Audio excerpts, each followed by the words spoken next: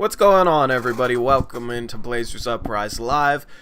I just finished a hour and a half long ordeal trying to figure out car insurance, so that was fun. So I'm already slightly triggered because it didn't really work. And Eric's bald now, so yeah.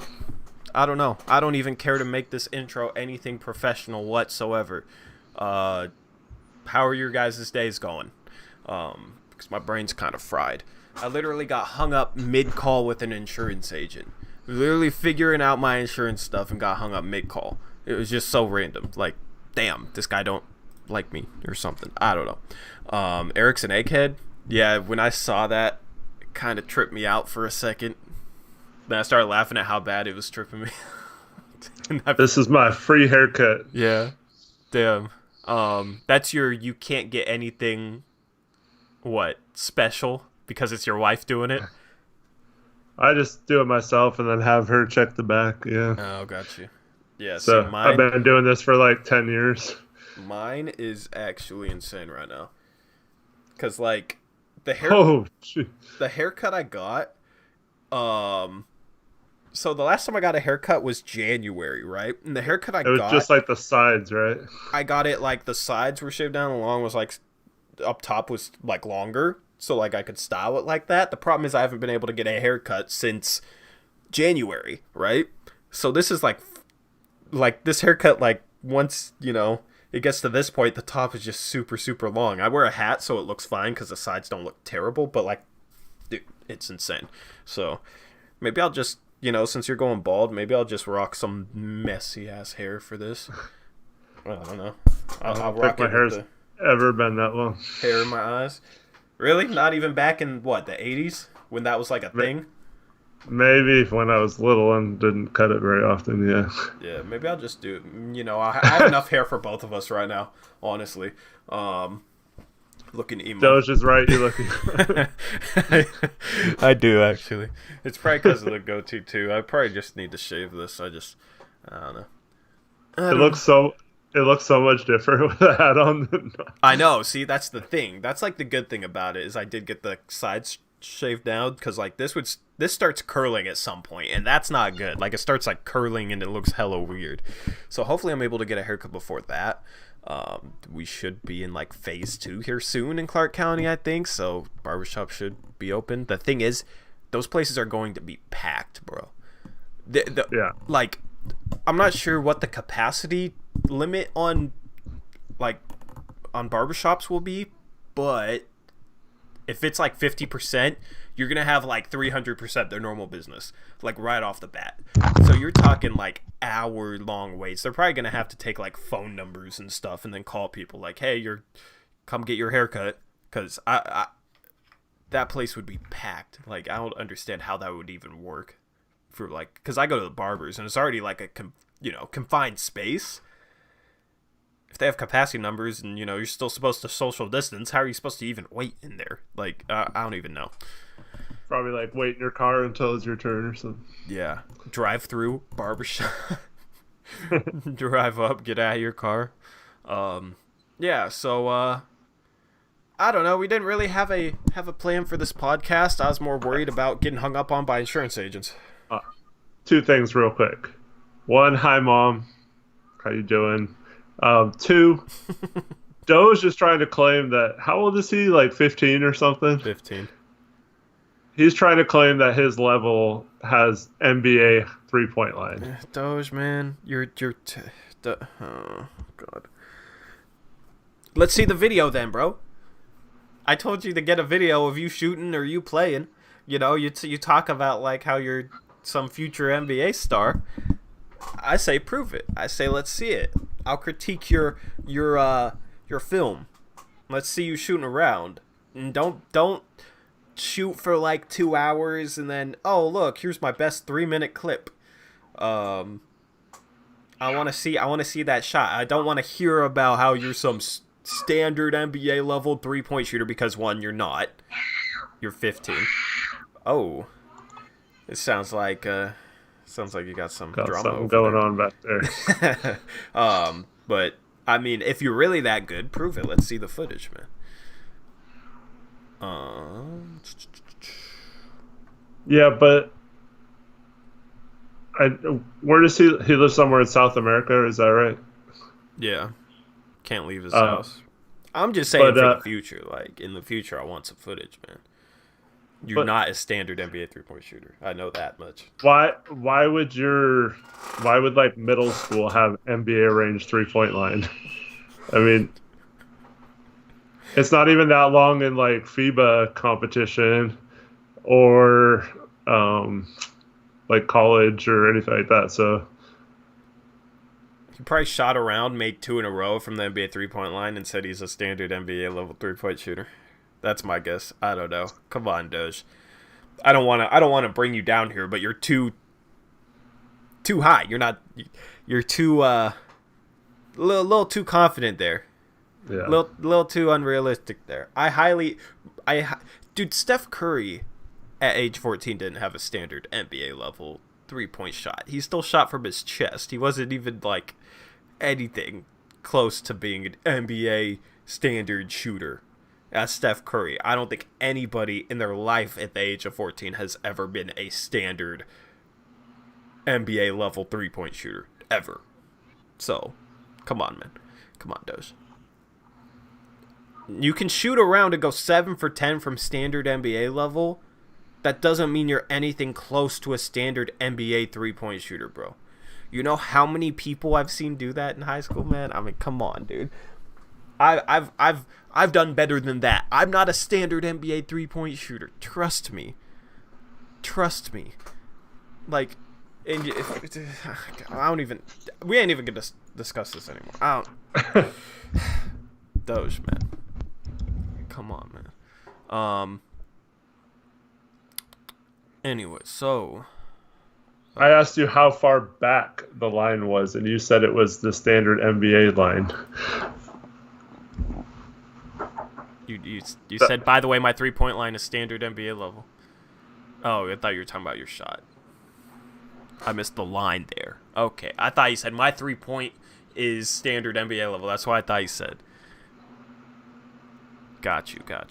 My bad. Because he was trying to say No, it started because he was trying to say that LaMelo Ball was a good 3-point shooter because he shot 34% in high school or something, which is terrible. And then, yeah, like good shooters shoot like 50% from the 3-point line in high school. Yeah. But anyways, he said he shot 40% and was like the best shooter on his team, and so I asked him how far back the line was where he plays, and he's trying to say that at 14 the line's NBA range. Dang. Oh yeah, I forgot. I have a hamburger that just got randomly delivered to me. I'm gonna go grab it. I'm gonna eat it on stream. I don't even care. This stream is just whatever, you know. I'll let Eric go with you guys, but I'm hungry and I got food, so. So yeah, Dame Dollar, probably not a good idea to go to that haircut place if you're getting the virus from it.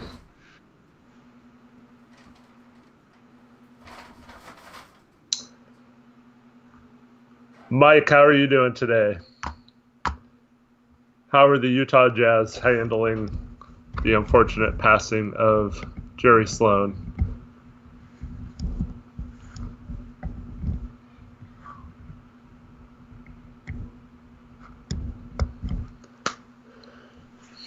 They're going to win one for the Gipper this year.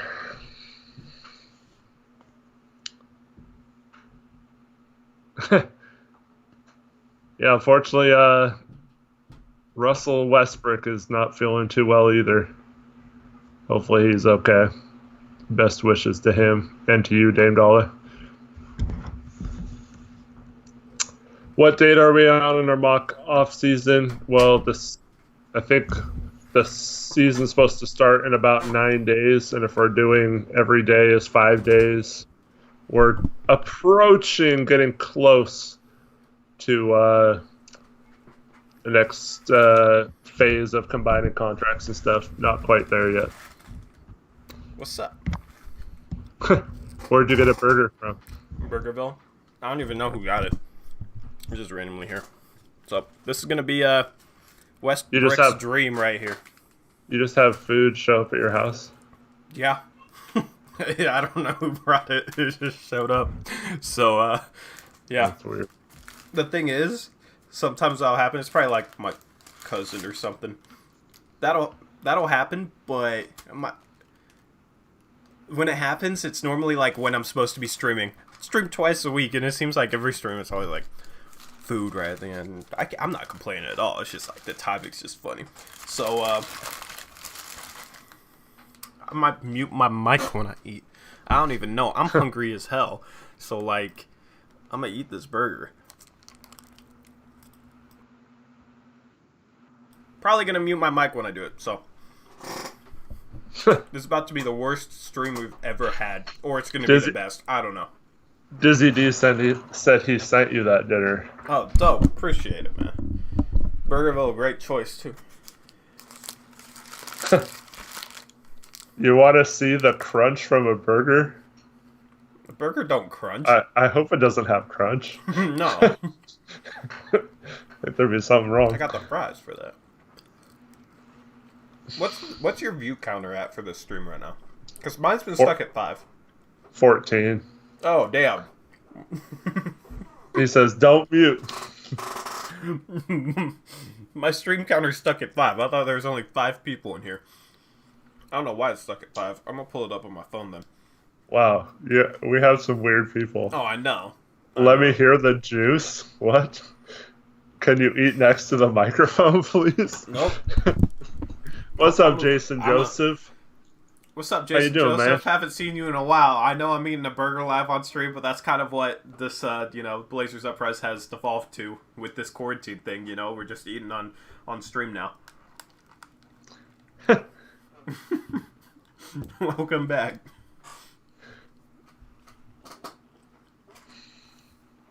I had to shave my head because everyone was making fun of how old I was, so I had to look younger. I don't know if you look young. Does Eric look younger with that haircut? I don't know. With the beard is more impactful of like your age appearance than your hair. Like right here is more of a factor than up here. Yeah. I look younger now. Yeah, you do. Yeah, you do. Here you go, Doge. What is this stream, man? I needed a good laugh, man, because I've just been God, that insurance call still, was just how do you hang up on one of your clients mid call discussing insurance? Like, how does that happen? Of course that happens to me, and then I have to take 30 minutes just to try and get back to that point. So honestly, I have no care in the world left over anymore. All my cares it's gone. So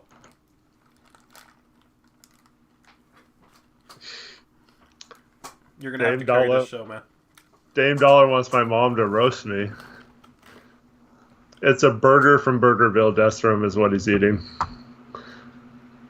Yep.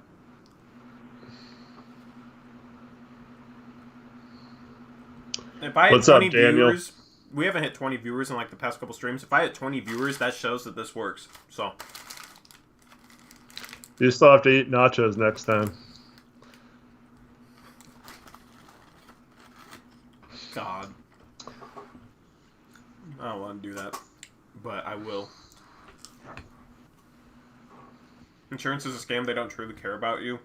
Yeah, I mean, businesses just want to make their money. It's just like, I'm trying to help you guys make money because I need insurance. You help me, I help you guys make your money. And then they hang up. It doesn't make sense to me.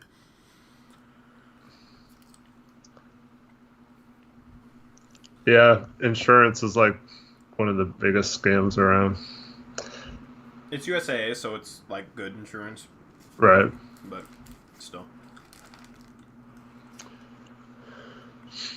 My God, talk to me for an hour and a half.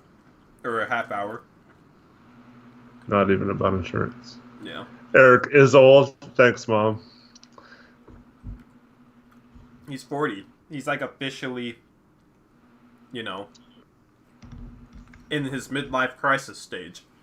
He's trying to look younger by shaving his head and shaving his beard. Like, in my defense, I do this like once a month, but You see how fast it grows back.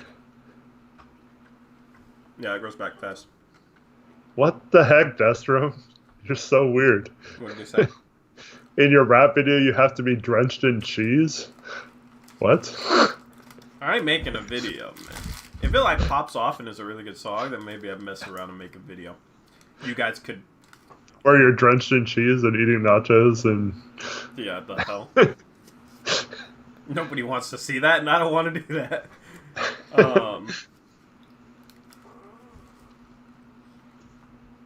God, the things I do to entertain you guys.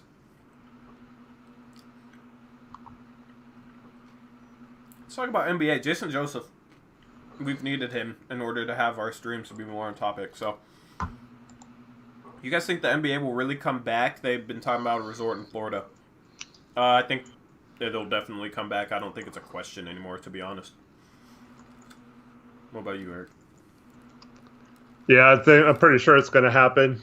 Just a matter of what the schedule they decide to go with. It's not looking good for the Blazers, though. I made that video on it. Honestly, that was a really good video. I thought thumbnail was kind of dumb, but maybe should have done something different with the video or with the thumbnail. I'm the leader of the tank army, though, if that happened. So that's what that thumbnail was. Yeah. It would be kind of fun to see like 4 or 5 games of Simons and Trent and Little all playing 48 minutes. I mean, why would it make sense to send our top guys in that scenario? If you're going to play 5 games and you're not going to make the playoffs, like... I mean, I kind of get having Nurk play, but... And maybe Collins just to play like a game or something. But yeah, it's too big of a risk for no reward. There's no reason to do it. And Simons and Trent and Little could lead us to the playoffs. Yeah. But we basically need Memphis to go 0-5, and we'd have to go 5-0, and then I think we'd have to have the Pelicans lose a game or something somewhere along the way. Well, we've already played 66 games. Yeah. So we might only play 4. Right. I don't know. I saw the NHL was doing a 2014 playoff. Was the NBA discussing that? I think it's just people saying, like, oh, the NBA should do this too. But I've seen most people hate the NHL's proposal. In a 2014 playoff, you still tank. You know why? Either way, maybe you don't. I don't know. No, it's 24. You probably don't. Well, no, here's my thought. It would be best to be... So, like, what? Where's Utah? Because Utah... Let me stop eating this for a sec. I got it. Hold on. Yeah, you look that up. Because I'm trying to think about how, like... Because Utah's 4 right now. OKC is 5. So I don't know. Like, I guess you'd have to have the top 4 teams to have a bye, and then it's basically like a play-in between 5 versus. It would be 5 versus 12, 6 versus 11, 7 versus 10, 8 versus 9. Yeah. I don't know what seed we'd get. Well, I kind of like our chances with a healthy squad against any of the 5 through 8 teams. OKC, Houston, Dallas, and Memphis. Mm-hmm. Therefore, don't get the 9 seed, because I assume 8 versus 9 would play 1. And then 7 versus 10 would play 2. It would be better for us to be 11th than 9th. Because then if we won in that, like, play-in round, then if we were 11th, we'd play the 3 seed. If we were 12th, we'd probably play the 5 versus 12 would play the 4, unless they reseeded. If they reseeded, then it'd be best to be as high as possible, because you would have like teams below us that have a chance of winning in that play-in round. The thing is, Utah might not have Joe Ingles on top of already not having Bogdanovich. Ingles came out today and said that those comments were at the beginning of the coronavirus thing, and that he would play, knowing what he knows now. They still don't have Bogdanovich, though. Right. Yeah, that's true. And you don't know about how it's going to be really awkward with Donovan Mitchell and Rudy Gobert. I mean, they're trying to say it's fine, but that's yet to be seen. I'd be down for a 2014 playoff. I mean, the thing I don't like about that is I don't know if the Clippers are necessarily a better matchup than the Lakers, especially in the playoffs. Well, that's why you try to be 11th. Yeah, because we don't match up well with either team. I don't think. Yeah. Other than those two teams, I like our chances against pretty much anyone if we're healthy. But yeah, neither of those teams we match up well with. What's up, Russell Westbrook? You're just in time to see Torrey finish up his burger. He's already. You'll definitely want to go back and watch later. You guys are so weird. But yeah, you know how I think it was like last week or something. You were talking about how you were starting to think maybe we should just cancel it instead of having like an asterisk or whatever. I mean, part of me still has the same feeling. Yeah. But, I mean, like I want it to come back. I kind of feel like any kind of play-in, or if they have more than 16 teams in it and stuff like that, it would kind of make it different anyway. So like, yeah. So wait, you're starting to agree with me? No, I'm saying like if they change the rules drastically for the playoffs to incorporate teams like Portland, it's just expanding them a little bit. In the end, it's still probably going to be the same final 4 teams. Right. But that's what I'm saying. Like,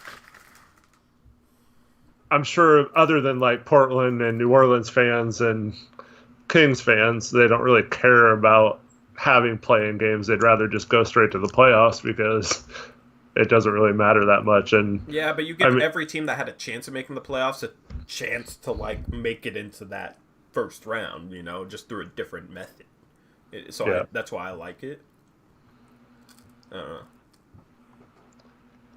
I'm with you though on your video. Like, I don't see how they can't just fit the rest of the regular season in. It's not that much longer to play 15, 16 games versus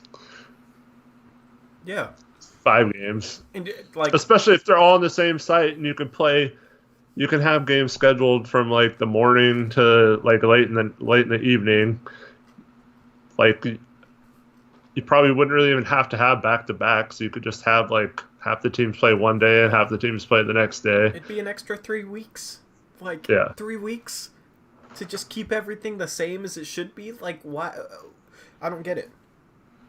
Start, like, don't have to end by Labor Day. You can end of September. Like, did my whole financial argument make sense? Because they're arguing that, like, okay, you want to have it done by Labor Day so you don't have to compete with the NFL. But you'll recoup, like, you wouldn't have to compete with the NFL on every day. And then on days that you did or had to compete with like college football, sure, you might not get as good of ratings, but I feel like that'd be made up by the fact that you'd have 11 more regular season games for 30 teams. That's like 150 more games for the NBA. Well, I think because they don't get any more money if they play more regular season games. From the ratings or whatever? Says they won't have fans. So the TV deals are set. They just have to play 70 games to make that money set. So they don't get more money if they play 82 versus 70, if that makes sense. So they just want to get to 70 to fulfill. That's stupid as hell. Yeah. God. Well, like NBC Northwest pays for the entire Blazers season, but they have it in their contract. I don't know what their exact number is, but the lowest or the highest number for an NBA team for the regional network is 70 games. So if you get to 70 for every team, that would fulfill all 30 teams. I should have looked more into it before making that video. But so yeah, basically, if they don't play 70 games, they have to pay NBC Sports Northwest back money. If they do play 70 games, they keep their contract intact, is so that without fans, it doesn't really matter how many games they played, and that's why they're considering only playing 4 or 5 games because, yeah. If it was a full season that they had to play, best believe they'd be trying to play a full season right now. Right. Oh, yeah, that's what's sure. ridiculous about it. So you're going to have teams go down there, only play a couple of games, only play 4 or 5 games to get to that 70-game mark, then you're going to send them back. You know what I mean? The whole process of them going into facilities in June, camp in mid-June, traveling to the spot in July, starting games in mid-July, ending by August. That's like a 2-month process to play 4 or 5 games. Yeah. Just for monetary reasons. Like, that's stupid, in my opinion. I mean, it makes sense from a business point of view, but... Yeah, but, like, from a practicality and just, like, from a logical standpoint, like, outside of the money, it's just stupid. Completely stupid outside of the money. Especially when an extra 3 weeks would make it more worthwhile, because then they'd get an extra 11 games. Yeah. From your, like, schedule... Yeah, I don't see why they couldn't start a week early unless it was something in Orlando that was preventing them from doing so. But that's Florida, so they're pretty loose. Yeah, but I meant, like, not having the site ready until a certain date.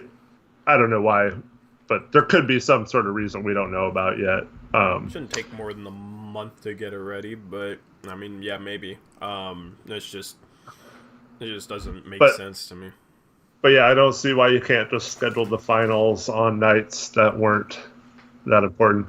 And 2, you don't even have to have like a set schedule. Like, you know how in real life they'll say, okay, the finals start on this date and they'll last through here if it goes to game 7. Mm-hmm. Like, why not just not have a set date? And like, if both Western Conference finals were sweeps, then you could start it like a week earlier or whatever. Mm-hmm. Like, you don't have to, or like like, do weird things, like start playing the second round for teams that advance early, and then, like, one team might have to wait or whatever, but at least you can get all the games in and then try to rush the series along faster or something. Yeah. Yeah, I mean, it doesn't make sense. Like, just finish the regular season, please, NBA. Then you don't have to do anything gimmicky with the playoffs. You don't have to worry about play-ins. It's worthwhile for all teams involved. It's worthwhile going through that whole process. Every fan base wins in that scenario, because as a Blazer fan, I'd get 16 more games of Blazer basketball instead of 4 or 5, so maybe look out for the, the fans in this situation that are going through this situation with you guys. Like, So I've pretty much been saying this from the beginning, right, about the needed to play a certain amount of games. But so Russell Westbrook says the TV stations would not be happy if teams decided not to play their stars because they don't want a chance hurting them for 5 meaningless games. But that's irrelevant because it's all about fulfilling the contract. So that's all they have to do. It doesn't matter if they play their scrubs or it's like not a single star plays in those 5 games. As long as they fulfill the contract, there's nothing they can do about it. Plus, like a station like NBC and Sports Northwest, even if Blazers are playing their last 5 guys on their bench 48 minutes, they're going to be happy just to have something programming to put on their channel. So yeah. I don't think they'll be that mad. I mean, of course, they prefer to have actual playoff or meaningful games on their schedule and play out the regular season. But as far as they're concerned, I mean, they had a stupid like horse competition on ESPN, and they had like players playing NBA 2K on there. Like they need some sort of content to put on there. Yeah. Yeah, I mean, I don't know. But I don't see why, like, I couldn't see like hardly any of the teams playing regular guys. I mean, you probably get a few minutes for like Giannis and stuff, but like looking at the standings, they're 6.5 games clear of Toronto. So why would they even play any of their meaningful players in the regular season? And then the only argument you could make is like they wouldn't be ready for playoffs, when you get tuned up.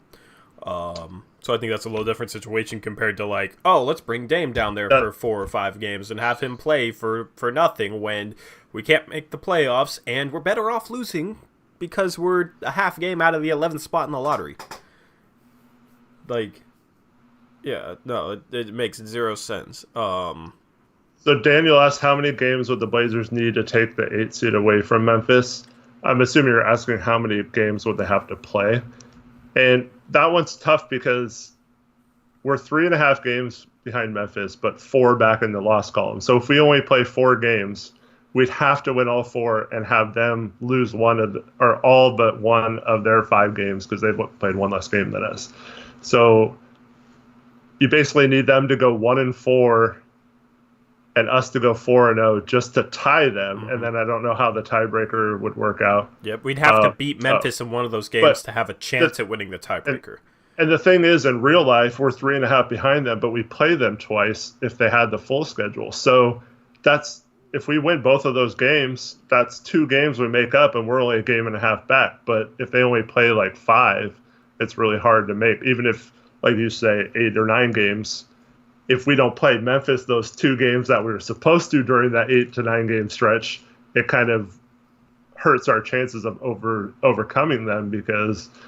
And then the other thing, too, is if they play 5 games, like, are they going to be like, oh, well, Memphis has a tough schedule. Let's make all 5 games against tough teams. No, they're not going to do that. They're just going to try to make it so every team gets their games in. It won't really matter who they're playing, right? Mm-hmm. So, I mean, It's just, if we only play 70 games, Blazers have about a maybe 5% chance of making the playoffs, if that. Probably lower. If we finished out the entire season, I'd say Portland has a 40 to 50% chance of making the playoffs. That is the difference we're talking about here in 12 games. Because Memphis' schedule is just so hard, we'd play them twice for sure if we finished out the schedule. Our schedule is a lot easier than theirs. Like, it's an astronomical difference. I know it's only, 12 games, whatever, but it's a huge difference.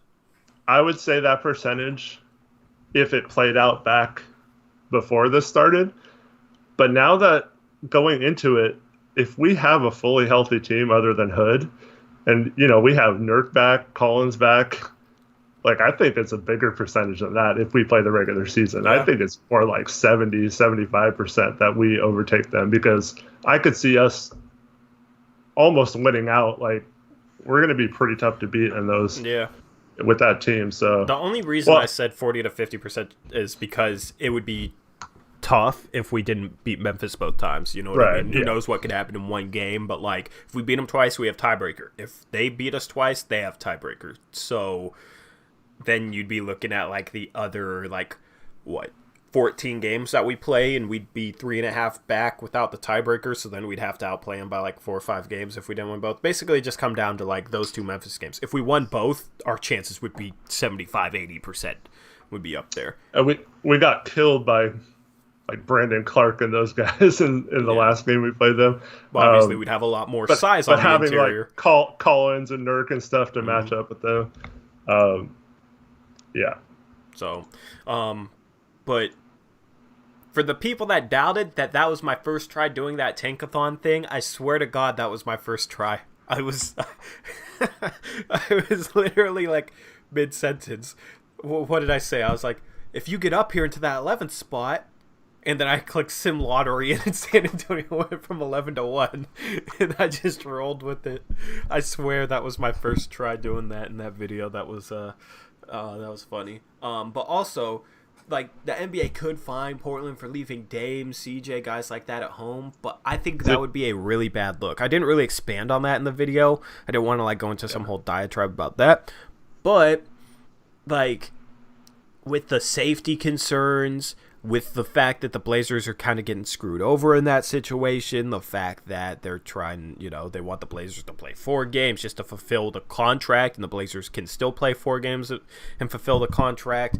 Like, they'd only do it to 70 for monetary reasons, all right? Not because they care about, like, okay, this team, deserves a chance to get into the playoffs or whatever. If they did it 70 games without a plan, they're having teams come down there and play 4 to 5 games just to fulfill contracts. The Blazers can still play those 4 to 5 games to fulfill contracts. I don't see how, if you're the NBA and you put them in a situation where their season gets shortened to the point that they have no chance of making the playoffs, as the NBA, I don't think you can penalize them for not trying to be competitive in that situation. Dude, there's no way Golden State's showing up with Curry. Yeah. there's no point in him playing. But the problem is, Dame's going to want to play, and he's not going to accept sitting out. So, what do you do? I mean, would you just really not be not understanding about that? Like, Dave, they want you to come down there and play 4 games, bro. We have no chance of making the playoffs. It's a whole process to come down and play 4 games. You know what Dame would say? What? Are we mathematically eliminated? Okay, you play Dame 1 game, and then if we lose... Yeah, I mean, like, well, once we are, then you start tanking. I don't know, man. Like, the 11th spot in the draft sounds a lot better than 14, to be honest. Stotts needs to do the old... the thing he did with CJ against the Clippers that one time where he filled out the roster wrong. That would be so obvious. Sorry, James, CJ York, I don't know what happened. Like, all 3 of you, I left you off the roster. The problem is they're not allowed to, like, hand in lineup cards anymore. Yeah, I know. So he couldn't even do that. Damn, that plan's out the window. They're probably going to make it so, like, all 15 guys are active, too. Yeah. Yeah. God, I just... Imagine if we just were smart, if we got screwed over, didn't play guys, got up to 11, and then won the lottery because of it. Yeah. Then everybody talking about all the Thunder fans saying, you guys missed the playoffs. It's like, we were injured all year, and then we got the number 1 pick, so we'll take it. Like, you know, that would be awesome. Tommy brings up a good point. There would be no incentive for any of the teams below us to play either, so San Antonio, New Orleans, and the Kings would all tank too. Well, you'd probably end up in a situation where those teams would play each other. And that would be interesting. The tank war teams playing each other. I don't know how they do that. So there's just so many question marks, like, about, like, even how you'd schedule those 4 or 5 games. Like, there's so many question marks about a 70-game season and how it, like, gets messed up. And then, okay, do you do a play-in? What does that play-in look like? Like, there's so much up in the air with that it's just, like, just finish out the regular season. Start the first week of July. You can end by the last week in September, and that's if all series and all rounds go long. Like, that's... What's the... I don't understand what the issue with that is. It doesn't make sense. Guys have been off for so long. And late September, you'll still have almost 3 months off, which is about what you get in real life. Because you usually end mid-June, right? And then you start mid-October. So that's mid-July. That's 4 months off, right? If you ended last week of September and then started on Christmas, which is basically the last week of December, you'd have 3 months off. So you'd still have a decent amount of, like, off time in between the finals and the start of next season. Starting on Christmas. I don't even think you'd need that long, too, because they've been sitting out for... They had an off season right now, and it's not like they're going and playing a full season and then only getting a partial off season. It's just, and it's only going to affect half the teams because, you know, 14 of the 16 teams won't even make the playoffs. So if they only go and play 4 games, do they really need 4 months off? Then well, I'm saying if you like finish out the season. I'm agreeing with you. Yeah, got you. I'm just saying, like, if you finish out the season, those teams that still don't make the playoffs have a ton of time off because they finished like late July, last week of July, so they still have like 5 months off after playing for a month, after having 4 months off. So that would be, they would only play 1 out of 9 months for teams that didn't make the playoffs. So it's not something where you're like pushing up this season too close to next season if you start on Christmas, if you run it through September. Shoot, you could run it through the start of October. I think it'd be fine because you look at it like only 2 teams are playing in the finals. So that's, you know, if you end last week of September, that's 3 months off for 2 teams, and it's more than that for every other team. That's 3.5 months off for the conference finals teams. That's 4 months off for the teams playing in the round before that. Like, that would be fine. I don't understand why they are unwilling to push it into, like, late September. If you're really that concerned with competing against the NFL, stretch out the finals into the first week of October or something and only play it on Tuesdays, Wednesdays, Fridays. You know, play 2 games a week. Play Tuesday, Friday, Tuesday, Friday, Tuesday, Friday. Like, it's a little more drawn out, but it'd be fine. Or play Tuesday, Wednesday, Friday. Like, there's ways you can work around this. Daniel brings up a good point too. Like, why not shorten the next season a little bit? So, like, you could just play every team in your division 4 times, and then every other team have a home and away. That's 72 games, I think, or I six. don't even think you need a short next season, to be honest. But I'm saying, like, if you're worried about it, about the time frame Yeah. off, it's only if you're only going down from like 82 to 70 Yeah. something next, so it's not a huge loss, but you could spread it out more and not have it affect timing and stuff like that, and then just have normal Yeah. playoffs. But they're talking about hopefully getting the schedule back on by 2021, 2022, but it might even affect that season a little bit Well, too. But I don't know. honestly, honestly, here's what you do. You condense the schedule just a slightly bit more. Maybe take 2, 3 days off the All-Star break, maybe condense it just slightly in other areas, a couple more back-to-backs, that type of thing. Condense it by like maybe a Don't week to 2 weeks, right? don't have like 2 or 3 days off in between some playoff games. Yeah, you can condense the playoffs a little bit, right? So if you start on Christmas, on a normal NBA timetable, you'd be finishing the finals in mid to late August. You take off 1 to 2 weeks. You could finish by start of August, like maybe first week of August, just playing it safe there. That's for the finals, right? If you start last week of October, that's almost 3 months off between 2020 2021 and 2021 2022. So like you wouldn't even have to like take off games in that scenario with next season. You wouldn't even have to take off games. Just slightly condense it a little bit, and then like you don't even necessarily have to completely get it back to like a normal start time for 2021 2022. You can start it'd be fine if they start the first week of November. If they start like a week and a half later, like what's the problem with that? You know what I mean? Then the next Yeah, season after that they can get it back to like mid-October, like yeah. if they really need to, or because that'd be 3 months off. These guys don't need minimum 4 months off for like finals participants. I don't know. Like they have a ton of time off right now. I don't know. It's just like you're just condensing the off season in that scenario by 1 month. Maybe you have a Yeah. little bit less training camp and a little bit less preseason games. So maybe you're only condensing it by 2 weeks. Like there's ways they can work around this and be creative, where they can work around the schedule and fit stuff in. That's why I just don't see the logic, because obviously what they do this summer affects the following like year, possibly the following 2 years in terms of scheduling. But I just don't see how I they. think a little bit might have to be like how many fans can come.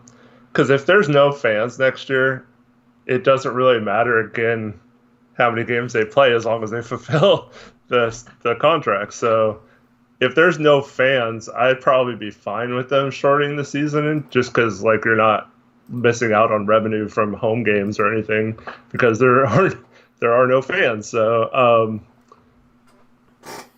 yeah, it's going to be interesting to see how that plays out in the future, how like large crowds are affected, if there's ever a chance to get back to normal, or if we just at some point just say screw it and go back to being completely normal.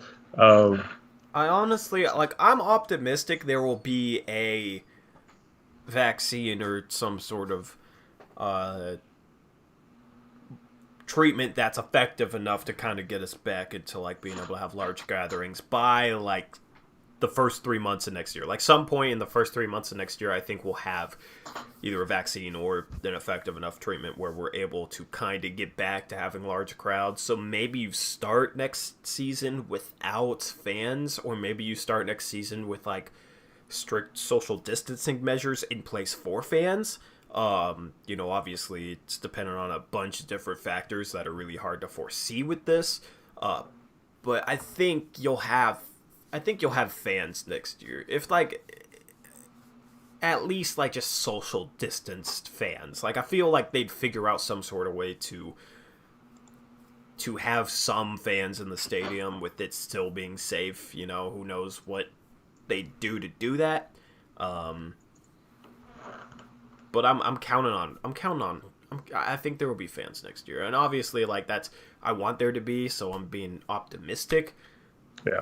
But I'd say there's like a 50 to 75% chance we'll have fans in the first 3 months of 2021. That is like my non-expert guess, because I'm definitely not an expert on this stuff.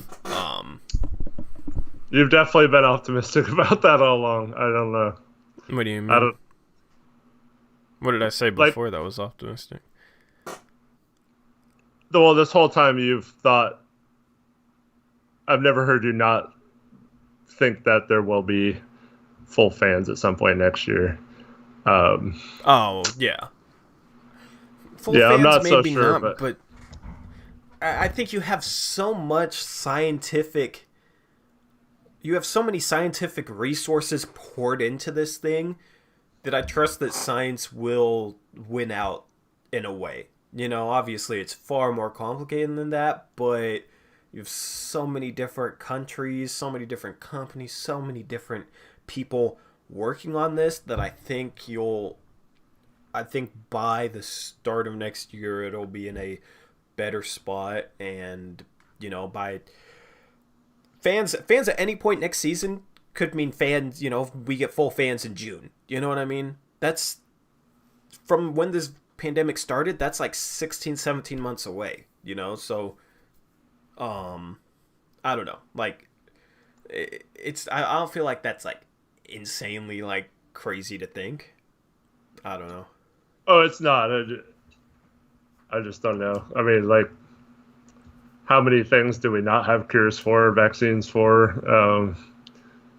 So it's hard to know if they're close or if it's something that they can ever figure out.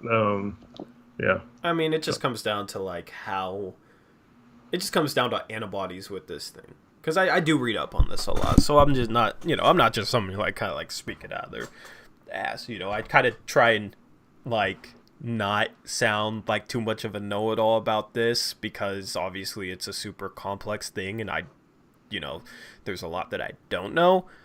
But from what I can tell, it just comes down to how antibodies react within the body and react with the virus, you know. So got to make sure that, like, they still don't know if people are like immune, you know, if you have it. Obviously you'll build antibodies against it, but they don't know how strong those antibodies are, and they don't know how effective they are.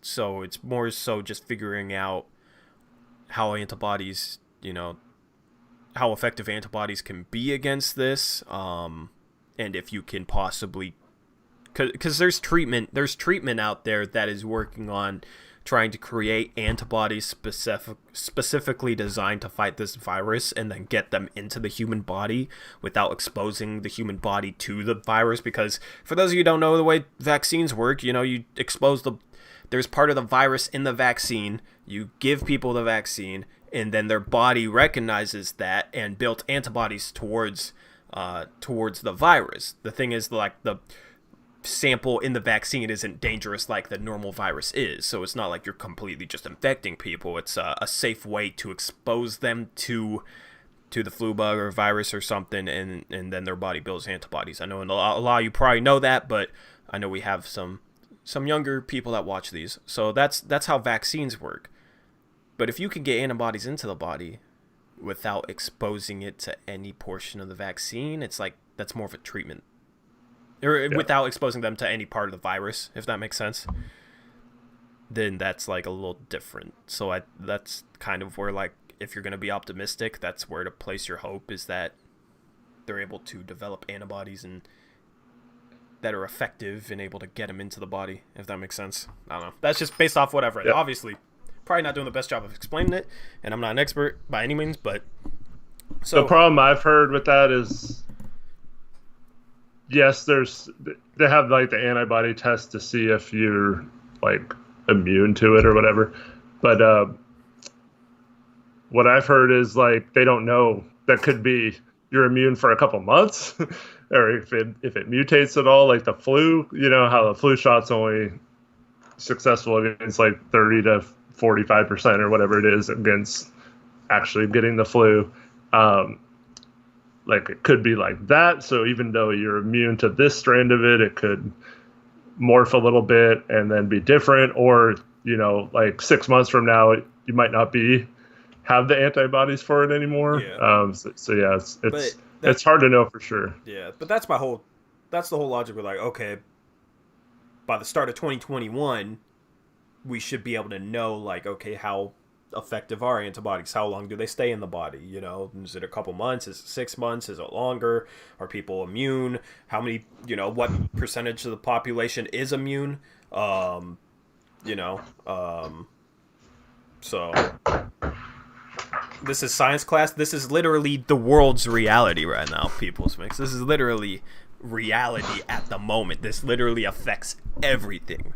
Trust me, I didn't think in May, 6 months ago in May, I didn't think I'd be talking about the effects of a virus and a vaccine on Blazers Uprise. Trust me, I did not expect that.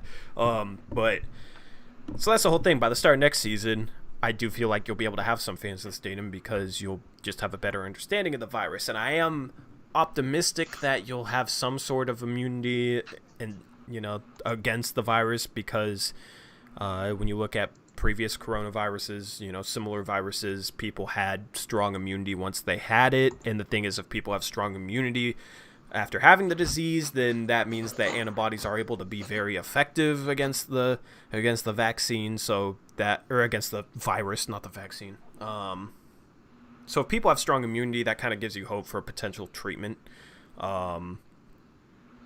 So I'm kind of hopeful for that, but the thing is we don't know yet. So I think by the start of 2021, we'll have that sort of knowledge. And honestly, if it mutates like rapidly, that could present problems, but it also could mutate to a less lethal form at the same time, which could be a positive thing. So mutations aren't all negative with that. So yeah. A lot of factors, but I feel like. Well, there's a 50 to 75% chance we'll have some sort of fans back in the stadium next season. I also feel like at some point, like probably if this keeps going into 2021, that there'll be a time where everyone just says, F it, let's just go back to normal. And yeah. Or like, F it, let's whatever social happens, distance at the stadium, in the arena, let's sell tickets 6, I don't know how many seats apart. It'd have to be 3 seats apart. Yeah, I don't even know if they would care anymore about that. Yeah. There's probably people that'll just be like, I'll sign a waiver, whatever, just let me in. I want to watch a basketball game. Yeah, and the thing is, if there's no positive developments with this in terms of treatment, in terms of, effective antibodies, whatever, like, or not effective antibodies, like effective treatment. I just said treatment. I'm kind of okay. Let me restart this. If there's no like positive development between now and January of 2021, there still should be some level of immunity. And if there's no positive treatment or positive development with this virus, then you're going to have so many people infected over the next 7 months that you might be talking about like, a certain level of herd immunity. Maybe not where we need to be, but you'd probably have, I don't know. I'm not even going to toss numbers out there, but if there's no positive development, a lot of people are going to get infected. And if there is some sort of immunity to the virus once you get infected, then that could maybe put us in a spot in January 2021 that enough people have been affected that, maybe they'll get immunity passports, because by then we should know how long people are immune. And maybe at that point the virus starts dying off because so many people are immune to it, and I don't know. It's just there's a lot of things at Or it's play. like the flu and you just get it how many ever times you get it. It's not, you're not immune at all to it. And I mean, maybe if you're not immune, maybe it's like, okay, you get it once, you build enough defense against it that the next time you get it, you're not really at risk of dying. That could be something that, I don't know, like that you wouldn't be immune, but it like lower the risk, which is kind of the same thing. I don't know. I'm just rambling. There's so many like different factors at play here. It's kind of hard to weigh them all, especially for somebody like me who like reads a lot, but it's kind of hard to even like talk about this because I've never really tried to really put it all into my own words. Yeah. I think it's 50 to 75% chance we'll have fans at some point next year, next season. I think maybe 25 to 50% chance we have full stadiums at some point at the start of next year. I mean, if we get a vaccine in January, by the NBA playoffs, we should be able to have full stadiums, I think. Hope so. that's kind of the hope. I don't know. There can't be pessimistic with the like certain people obviously, like, you might have a situation that's come about from the virus that absolutely sucks, but like, just for me personally, I was pessimistic for a while, and I've just tried to just be optimistic about this, trust the people that are working on this, and I don't know, I've just tried to be optimistic about this just for my own, like, mental well-being, because if you're down about this stuff, like, a bunch of other stuff sucks along with this because of this. Eric with this shop, and me, like, I was looking for a job, I was applying for multiple jobs, and then basically every job closed down, and I'm trying to get out of this place. Like, there's a bunch of stuff that kind of sucks. It's trivial, but I miss basketball, I miss being able to play, I miss being able to watch. Like, that was a huge part of my life, and I haven't had that for 2 months, and I don't know. So, I mean, like, obviously a lot of stuff sucks, but I just try and be optimistic as far as, like, people just figuring this out over the next 7 to 8 months. So I guess that's why I'm optimistic for fans being in the stands next year. And maybe it's stupid for me to be that optimistic, but I don't know. That's all I got, Yeah, mentally, basketball has always been my escape.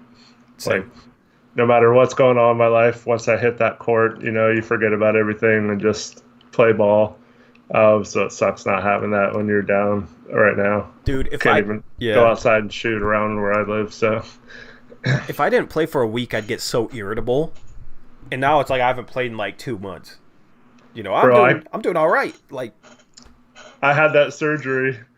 I couldn't play for several months, and I finally get cleared to play, and then like a few weeks later, I can't play again. Yeah. So bad. Yeah, that's whack. I played like 5 times since the 3-on-3 tourney. The thing is, maybe we'll be able to have some sort of public gatherings in the next 3 months. I mean, our states are, I feel like, I mean, I'm not really going to get into the politics because some people think our states are handling it terribly, but I think playing it safe gives us a better chance of, like, reopening more than states that are reopening now to some extent, but have a lot of, still have a decent amount of cases, already have more cases than we do per capita. And they're far more loose with their precautions, their restrictions, they're opening up more. It's going to be harder for those states to get to the place where they could allow 20 or 25 people to gather publicly, if that makes sense. Whereas us, I feel like our states are being safe enough and putting enough precautions in place that we might be able to reopen to like phase 2 without it being much of a problem, and then maybe we can get to phase 3, because phase 3 in Washington, you can have public gatherings of up to 50 people, like for like outdoor recreation or whatever. So we could maybe have some like pickup basketball, meet up for some pickup basketball in that scenario. I don't know. I just feel like that wouldn't be a possibility if we were just like throwing caution to the wind, if that makes sense. Mm-hmm. Yeah, I want to have some meetups and play pickup games with all the community. Trevin, that's not what I was saying, man. That's not what I was saying. It was the fact that we have less cases and we're being more cautious. It's like if you're trying to whittle away a wall, right? Like you're trying to bang your way through a wall with a hammer or something. And like a chisel. If you're slow and like methodical about it and aren't like too aggressive with it, you're probably going to be able to get your way through that wall just using a hammer and a chisel, right? Just chiseling away at it. If you just wind up and use all your strength on that chisel, you're probably going to use the chisel. You're probably going to break the chisel, right? That's kind of the comparison. Like, you might be able to make more progress right off the bat in terms of getting your way through that wall, but at some point you're probably going to break the chisel. The dam's going to break. That's kind of how it is with these states that have more cases and are reopening. Like, they're being more careless, and it's probably going to cause them problems to the point that they're not able to get through that wall and get to phase 3, get to the point where people can gather publicly. Whereas us, we're taking things slowly right now. Some people are annoyed with how slowly our states are taking it, especially since the cases aren't that bad, but we're just slowly chiseling away at that wall. That's my analogy for that. So, I don't know if that was a good analogy or a bad one. I come up with some of the weirdest analogies, man. Yes. Yeah. But hey, I think that's a good analogy. I don't know. Maybe that's just me. But I normally, like, whenever I come up with an analogy, I'll start to, like, say the analogy, and it'll be kind of weird, but I'm like, oh, this is a decent analogy, and I'll start to say it, and then you'll just, like, start laughing, and I'm like, this is probably a terrible analogy. Like, it just messes me up, and then I lose my train of thought, and then I start saying stuff that doesn't make sense. I wasn't necessarily laughing at your analogy, just your attempt at analogies sometimes is funny. like, I'll be on the train of thought where, okay, I'm gonna make this like make enough sense where they get what I'm saying, and then you start laughing, it just completely derails my train of thought, and then I'm like, and then here I am like stumbling over my words talking about a chisel and a hammer for some reason, and people don't even understand why I'm talking about a damn chisel and a hammer. No, it's not your fault. I'd probably be laughing at me too if I start hearing that. I'd probably be laughing more than you. It's just funny because I always like stop and second guess it. Sometimes too, like I know you're gonna be talking for a minute, so I'm just like looking at Twitter or something. No, I feel it. So it might not even be you that I'm laughing. I do that to you all the time. Not much anymore, but on post game streams. That's also why we need 82 games. We need post game streams and that. But who knows? Although I must say, based on the store being open just for a week now, I have not seen very many people following social distancing rules and really being good about it. So I'm hoping we don't have another spike here. Yeah, I mean, hopefully community spread's contained enough. Because, like, in Clark County, it's like, I see the same thing, man, and it's just like, oh, there's going to be a spike, but then we're gaining, like, 1 to 2 cases a day. We're eligible to reopen for phase 2. Like, thing is, a lot of them are in nursing homes, so I think, like, 60%. So, really, you don't really have any community spread here. I think that's why people are confident. Hopefully it doesn't get to the point where it starts to blow up in the community and people are still being careless, because then it could get really bad. I don't know. Like, do you see, like, people, like, gathering at high schools and stuff? Like, do you ever drive by any high schools and see people, like, gathering there? Because I see that all the time. Because I can see, like, my football field and track. So the other day I saw there was over 100 people at a like tiny skate park, mostly like teenagers, all like in big groups together. And then I was driving home, and there was this like parking lot behind this gas station I stopped at, and there was at least 100 cars and like 200 to 300 people outside, all just gathered in a big group. Why? Like, I don't even know. And this was at like 10:30 at night. Like, I have no idea what they were doing. I thought maybe it was like a drive-by graduation or something, but like, why would it be at night? They were probably playing right, Fugitive or something. Have you ever heard of Fugitive? No. So you meet up at a place at a point, can have hundreds of people, and then you have the fugitives, and you have people in cars trying to catch the fugitive, tag the fugitive. Sometimes it's more lethal, or not more lethal, more dangerous than that, but basically you run from point A to point B. Usually it's like 2 miles across like a neighborhood or something, and you'll have like 100 to 150 people running, and then you'll have the people trying to catch them in cars. I've played this multiple times when I was in high school. Cars would have firecrackers. Cars would have paintball guns. So most surreal moment playing that game. I bet you that's what they're playing, because normally you'd play it at like 10:30, 11 at night, where people aren't out, where if you can run through somebody's backyard and hopefully not get seen, because like nothing was off like limits. You were just trying to get from point A to point B and not get hit with a paintball gun, or possibly hit by a damn firecracker, and hopefully not run over. Just like in a business area though. Business area? Oh, that's Probably not then. Probably not then. I just said gas station, so I was thinking maybe around the neighborhood. I don't know. Just any. The only time I ever like even heard of that many people just randomly gathering in a parking lot at 11 at night, it was to play Fugitive. Zacho, you've played Fugitive? Okay. Bro, most surreal moment. We had like 500 people show up. Like it was like the whole like damn town, man. We had like 500 people show up. It was insane. And so, you know, the runners on foot got a head start. There was probably 350 of us running or so.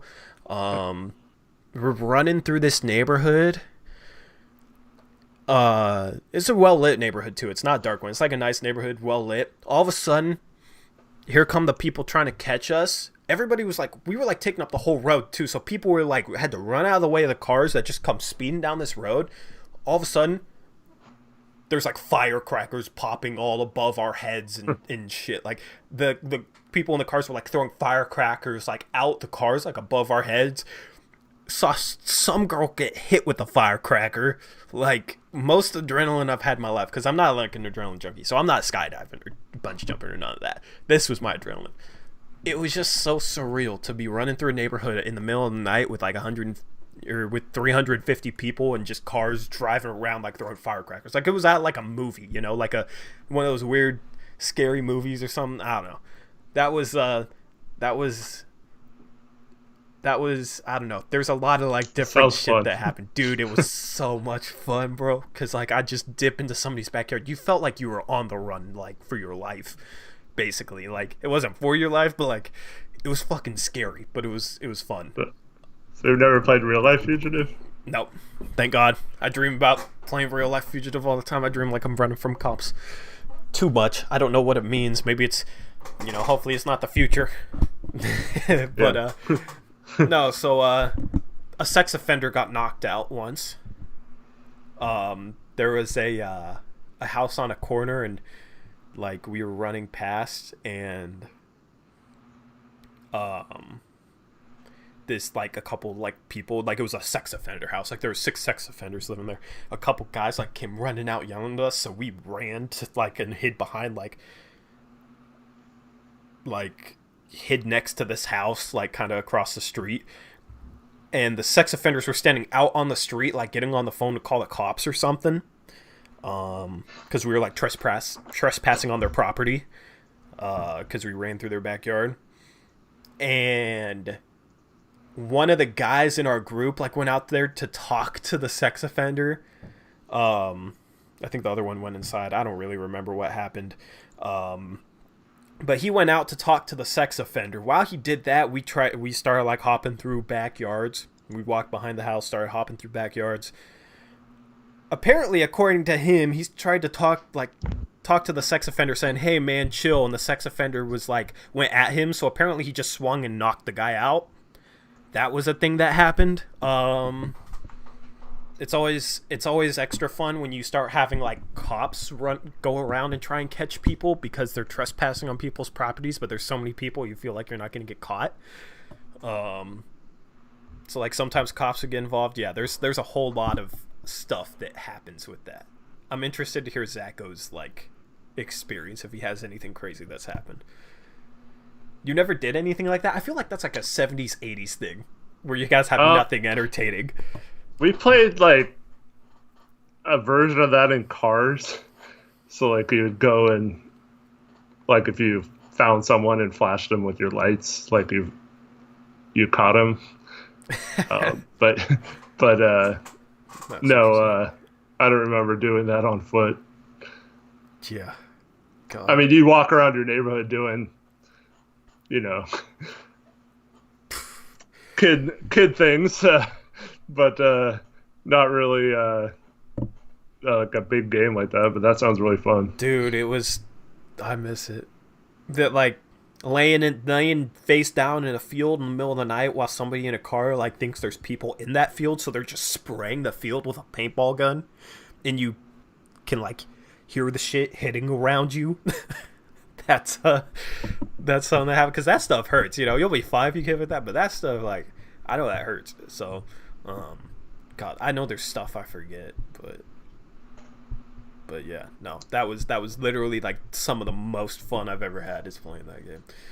So Nice. 200 people gathering, that's what it sounded like. But because I feel like high schoolers are probably so bored, they're probably stupid enough, like, oh, let's all gather in a group and play that. Which if I was in high school, I probably would have done that right now too. Nice. You get out and run. Man, I want to hear Zacho's stories. Zacho, was it like as intense when you did it, or did you guys like not go hard like Vancouver did? Because Vancouver, we went hard, man.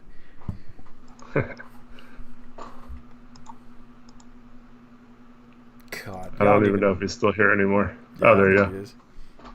Oh, is he? Y'all don't even know some of. I've never really gotten into high school stories. Some kids got caught in the backyard and they called the cops on them. Oh, that's basic. Yeah. That's basic. A cop apparently told people, like, you know what, there's so many of you, I can't stop you guys from playing this. Just please don't damage anybody's property. And then he left. Apparently that's what he told some people. Which was funny. Have I ever told the story of when I got surrounded by cops when I was on the roof of my high school? No. Maybe Monday's stream is going to have to be like crazy stories from your past. I'll save that one for Monday. I want to hear like, do you have any like crazy sketchy stories from high school, Eric? Or were you like a good kid?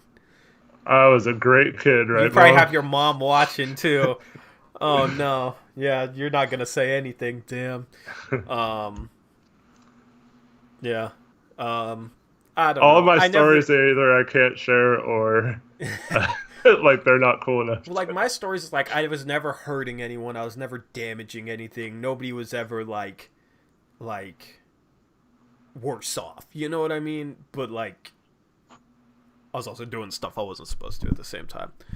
So I wasn't like I wasn't damaging anybody's property. I wasn't hurting anybody, but I was like, you know, we're playing fugitive. I ran through somebody's backyard or something, or, you know, I went up on the roof of the high school, which there's an easy way to get up there, and you're not supposed to be up there. So, and somehow cops figured out we were up there, so then they surrounded the school, made it away, luckily. But like, it was stuff like that. You know, I wasn't hurting nobody. I wasn't, you know, wasn't anything like that. But was still probably not stuff I was supposed to be doing.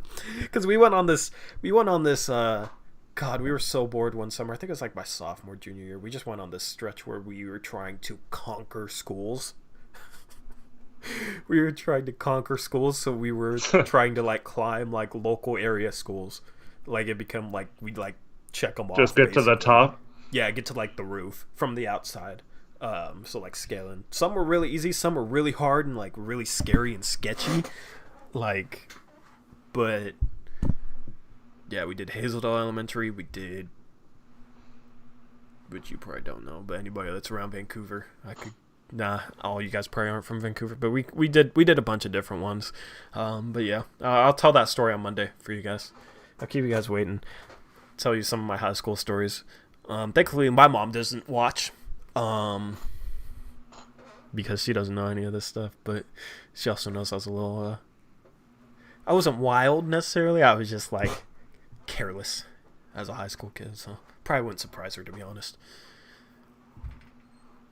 Yeah, I'll save that one for Monday. I'll try and think of a couple other, because I'm like sitting here like trying to think of like, because I know there's stuff I'm forgetting that happened. Yeah. Like the time I was in my friend's car. There's 5 of us in a 4-door small sedan, and we were getting chased at like 120 miles an hour. I was not down for that. That was not my fault whatsoever, but we got chased at 120 miles an hour by a big old truck because my friend threw a water bottle out the window at it in the middle of the night. Yeah. There's a lot. Yeah. I wish, yeah. And you're sitting here like, I'm a good boy.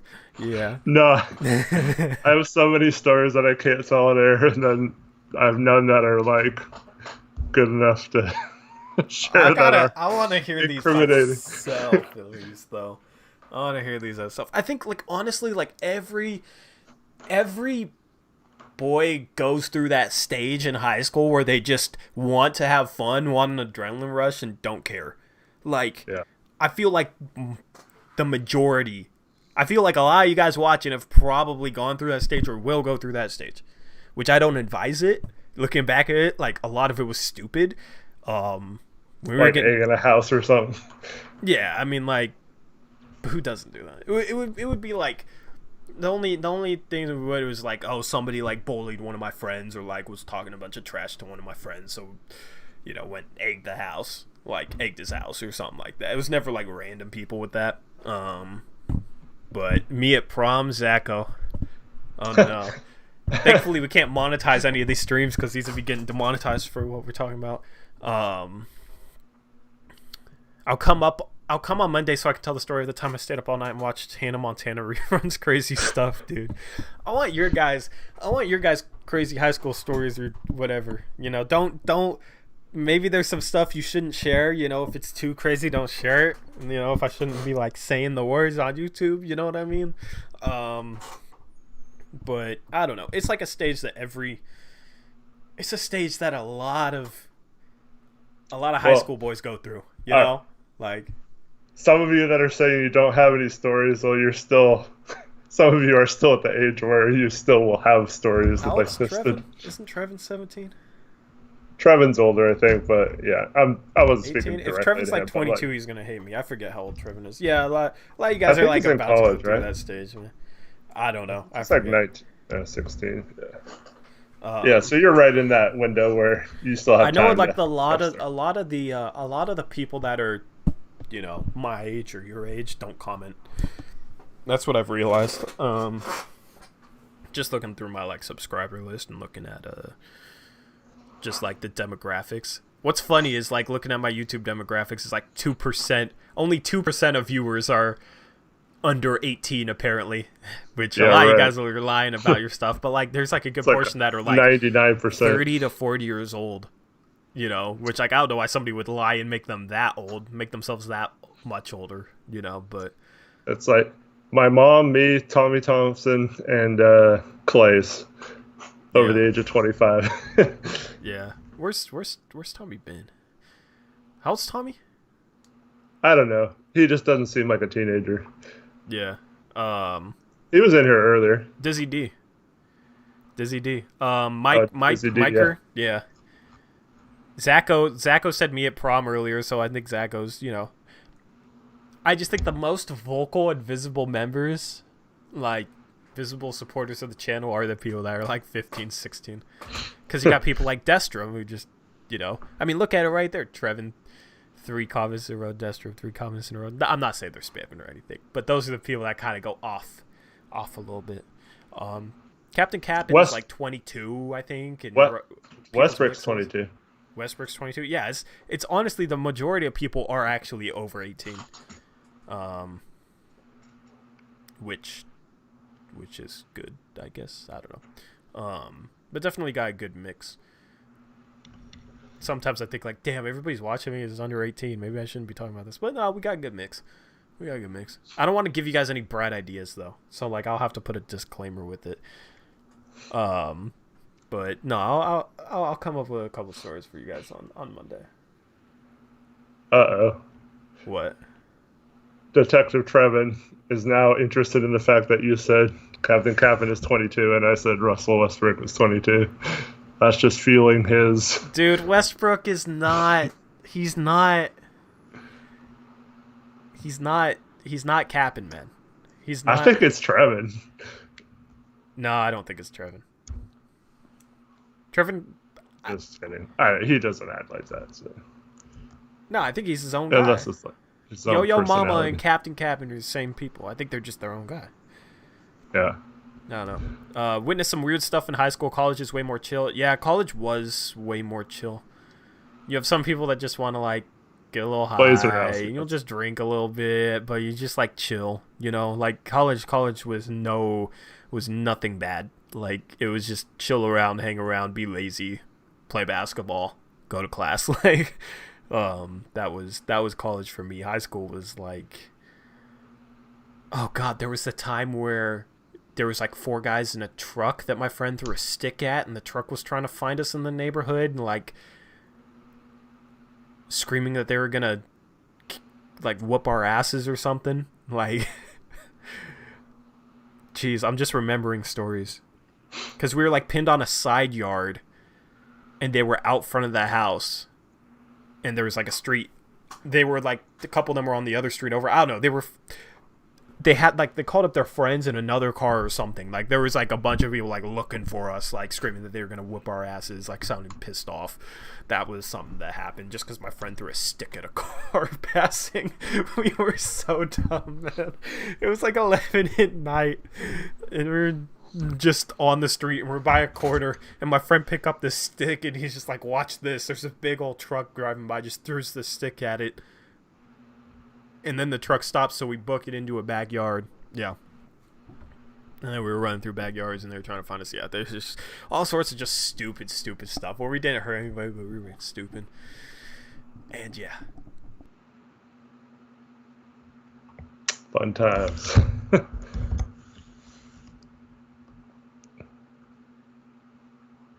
I think you muted yourself. Mute.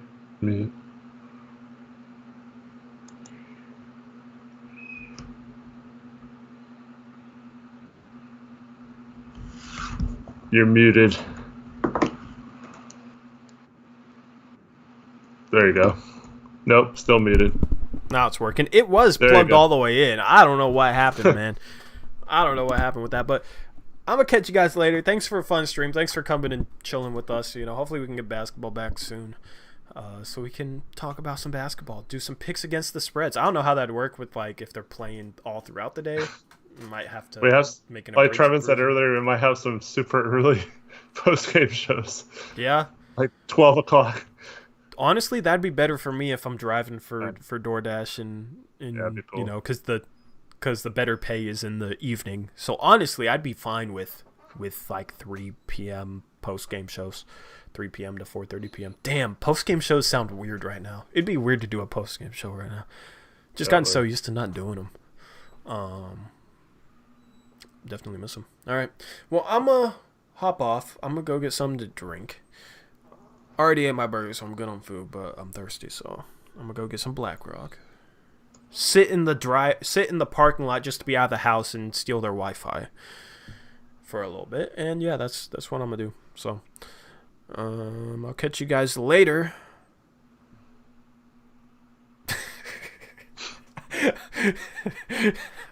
What? Yeah, I'll just catch you guys later. See, I was stopping to think if there's anything I needed to plug. Aldridge video. That's what I was gonna plug. Aldridge video. Need to record it again, but I will try and have that out tonight. It might be around midnight, or I might just schedule the release for tomorrow morning. I'll try and have it out tonight because I want 3 days in a row uploading a video. That'd be cool.